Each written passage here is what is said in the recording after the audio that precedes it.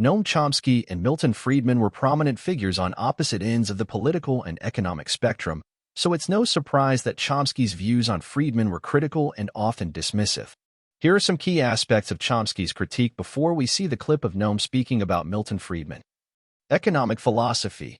Chomsky strongly disagreed with Friedman's strong laissez-faire capitalism and support for free markets. He argued that the system can lead to increased inequality, environmental damage, and exploitation of workers, especially in developing countries. Friedman's advocacy for policies like privatization and deregulation drew particular criticism from Chomsky, who saw them as detrimental to public well-being and empowering for concentrated wealth. Now off to the clip, and it will be followed with some of the other issues Noam disagreed with Milton with. I think Milton Friedman's interpretation of the success of market systems is historically seriously wrong, and his faith in market systems to achieve desirable ends, I think, is grossly mistaken. And I don't accept his values either. I don't think that the ability to succeed in a system of competition is much of a value to be admired. So I think there are plenty of differences, both in, let's just take the first, history. So take the United States, the richest society and most powerful society in the world. What was its, how did it develop economically? Well, through massive state intervention, huge state intervention. What economists sometimes talk about is the high level of protectionism, which is true. The United States was a pioneer in protectionism in order to develop first the textile industries, the beginnings of industrial development, then on through steel and other industries. It had to protect itself from superior British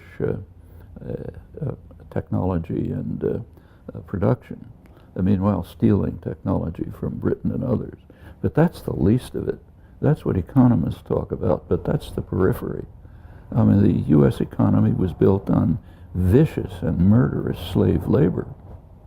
These slave labor camps in the South producing cotton that would have impressed the Nazis. And they were quite efficient. Efficiency was in fact increased. Productivity was increased rapidly through the technology of a bullwhip and a pistol, just by torturing people much more viciously. And that's the source, that's a large part of the source of the modern economy. Not just cotton, of course, was the fuel of the early industrial revolution, but it's not just cotton production. Cotton production, which expanded over the world, based very heavily in slave labor camps here, was the basis for the development of a lot of the merchant class of early industrialization. The biggest industrializations anywhere were the textile mills in Lowell and Lancashire and so on. Developed the financial systems which were used to finance it and arrange interactions. It became globalized. That's an enormous contribution to the developing economy of the United States, of Britain, of other European countries, and so on. What's that got to do with markets? That's just a violent intrusion in market systems, and that's only part of it.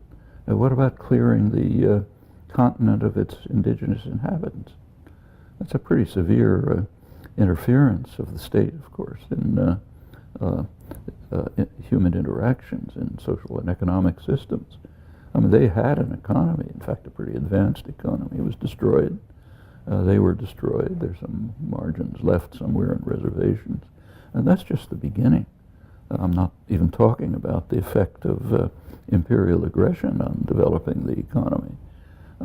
The idea that economies develop through market systems is so grossly false that you can hardly even talk about it. Of course, I talked about the United States, but the same was true of England before it, basically the same methods, and of every other developed economy.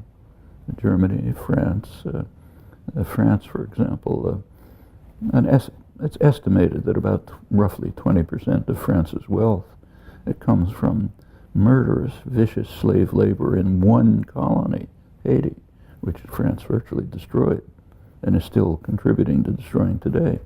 They participated in throwing out the elected president a couple of years ago. And that generalizes around the world. You can argue, maybe right or maybe wrong, that markets are useful for things like conveying information. That can be disconnected from assigning, from giving gain and profit to those who are participating in them. If you come to the present, let's take a look at contemporary markets. Forget the history. So on the eve of the last recession, for which the financial institutions were largely responsible, their share of corporate profits in the United States was about 40%. So they're a huge part of the economy. Where do they get their profit from? Well, actually, there was an IMF study about a year or so ago, which tried to estimate the source of the profits of the 6 biggest American banks, J.P. Morgan Chase, Citigroup, and so on. It concluded that the profits come almost entirely from a public subsidy, an implicit public subsidy. It's called too big to fail informally, which is an implicit government guarantee that we're not going to let you fail. That gives them, of course, the credit rating agencies know this very well. They get higher credit ratings, they get access to cheap money, they get incentives to carry out risky transactions, which can be quite profitable because they're going to be bailed out if they collapse. All of this amounts to a huge subsidy. The business press estimated it at over $80 billion a year. There are various debates among economists as to what it is, but it's huge. That's the beginning. What about energy industries? Huge part of the economy. The IMF just came out with another study more recently, which estimated that worldwide, of course concentrated in the rich countries, the subsidy from the public, it's called government subsidy, meaning from the public, amounts to maybe $5 trillion a year. This is a market system. Noam was also critical of Friedman's foreign policy, in which he criticized Friedman's support for U.S. interventionism and policies like the Pinochet dictatorship in Chile.